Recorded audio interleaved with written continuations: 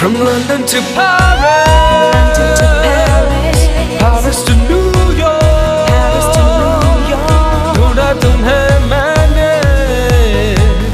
तुम एक नंबर की टीज हो। मेरी गलती है कि तुम एक नंबर के ठरकी हो। लंदन, पेरिस, न्यूयॉर्क, बॉलीवुड में रोम कॉम्स अक्सर बनते हैं और इनफैक्ट मैं कहूँ कि जो तादाद है रोम कॉम्स की वो बहुत ही हैवी फ्लो है। अगर आप इस साल भी देखें या अभी तो खैर शुरुआत हुई है बट पिछले साल या उससे पहले भी, और रोम कॉम्स में अक्सर ऐसा देखा गया है कि आप जानते हैं कि शायद पहले मिलेंगे, अनबन हो जाएगी, फिर वापस अंत में मिल जाएंगे। इस तरह का जो ग्राफ है हम तकरीबन हर रोम कॉम में देखते हैं। बहुत कम फिल्में हैं जो लीक से हटके कहने का कुछ प्रयास करती है, और लंदन, पेरिस, न्यूयॉर्क ये उनमें से एक है। बात करते हैं कहानी की। कहानी है दो कैरेक्टर्स की, अली ज़फ़र और अदिति राव हायदरी, और वे दोनों मिलते हैं एयरपोर्ट पे।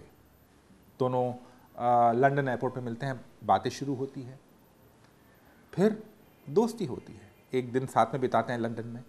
लड़की अमेरिका चले जाती है अगले दिन, लड़का लंदन में रह जाता है। लड़का एक फिल्म प्रोड्यूसर का लड़का है, बहुत रईस है। दूसरी ओर अदिति पढ़ने जा रही है अमेरिका में। तो ये इनकी शुरुआत है। ये टोटल 8 साल के अंदर की कहानी है। कुछ महीने, कुछ साल बीत जाते हैं, वे फिर मिलते हैं पेरिस में। पेरिस में एक बदलाव आ जाता है, उनके रिलेशनशिप में कुछ खटास आ जाती है, and the girl walks out. फिर कुछ वक्त और बीतता है और फिर अमेरिका में कहानी शिफ्ट होती है। अमेरिका में ये दोनों फिर मिलते हैं। लड़की की कहीं और शादी होने वाली है, लड़की की ज़िंदगी में कोई और एक अंग्रेज़ है। लड़का फिर आता है, बट पूरा जो पहला प्यार होता है उसे भुलाना बहुत मुश्किल होता है, और ये इस फिल्म में बताया गया है। फिल्म का अंत क्या है? फिल्म का अंत वैसा नहीं जो आप सोच रहे हैं, बहुत ही डिफरेंट है। लड़का और लड़की के बीच में एक ऐसा इंपॉर्टेंट दृश्य है जहाँ पर जो वाकई ब्रिलियंट है, और मैं उसे रिवील नहीं करना चाहूँगा, बट आपको अंदाज़ा होगा कि जो कहानी है वो बिल्कुल रियल, ऐसा लगता है जैसे कोई रियल कहानी देख रहे हैं, ऐसे पात्र देख रहे हैं जो हमारी निजी ज़िंदगी में हम देखते हैं। फिल्म के प्लस पॉइंट्स मैं कहूँगा, जैसे कि मैंने कहा, ये कहानी बिल्कुल हटके है। हटके तो हर फिल्म प्रोड्यूसर कहता है, बट ये वाकई हटके है। जैसा कि मैंने कहा, कुछ नया कहने का प्रयास करती है। कहानी में ऐसे मोड़ है जो आप इमेजिन नहीं कर सकते, और जैसा कि मैंने कहा, एंडिंग से पहले एक बहुत ही ब्रिलियंट सीक्वेंस है जहाँ पर इनकी आपस में एक बहुत बड़ी आर्ग्यूमेंट होती है और लड़का उसे बहुत बातें सुनाता है। अली ज़फ़र अदिति को बहुत बातें सुनाते हैं, and that I think is a brilliant moment.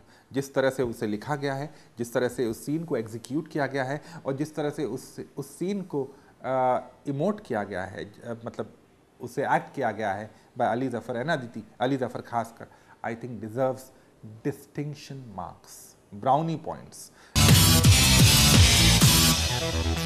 ये 3 चैप्टर्स में डिवाइड की गई है। पहला चैप्टर जो है लंदन का, वो ज़्यादा प्रभावित नहीं करता, बिल्कुल नहीं। इनफैक्ट पहले हाफ में कहानी आगे बढ़ती नहीं है। मोमेंट्स हैं, कुछ मोमेंट्स हैं जो अपील करते हैं, बट सुस्त गति, ऊपर से कहानी आगे नहीं बढ़ती। ये फिल्म का एक ड्रॉबैक है। अनु मेनन जो इस फिल्म की डायरेक्टर है, आई थिंक इनकी पहली फिल्म है ये, and she is done very well as a storyteller. एक बहुत ही फ्रेशनेस लाई है वो कहानी में और एग्जीक्यूशन में। और जब भी, मैं हमेशा इस बात में यकीन रखता हूँ कि जब भी कोई नया व्यक्ति फिल्म इंडस्ट्री में आता है या नई कहानी कहने का प्रयास करता है, तो जो सोच होती है बहुत खूबसूरत होती है, नई होती है, फ्रेश होती है, और उस फ्रेश को, फ्रेश ट्रीटमेंट हो, फ्रेश कहानी, उसे इनकरेज करना चाहिए।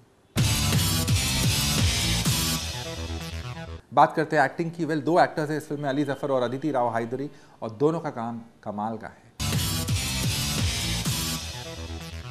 ऑन द होल मैं यही कहूँगा कि एक खूबसूरत फिल्म, एक रियल फिल्म, एक शायद कन्वेंशनल कहानी।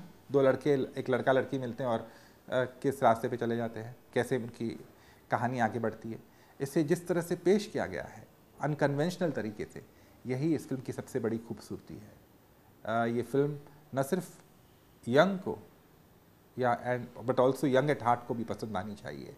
मैं इसे रिकमेंड करता हूँ। मेरी स्टार रेटिंग इस फिल्म के लिए है 3.5 स्टार्स आउट ऑफ 5।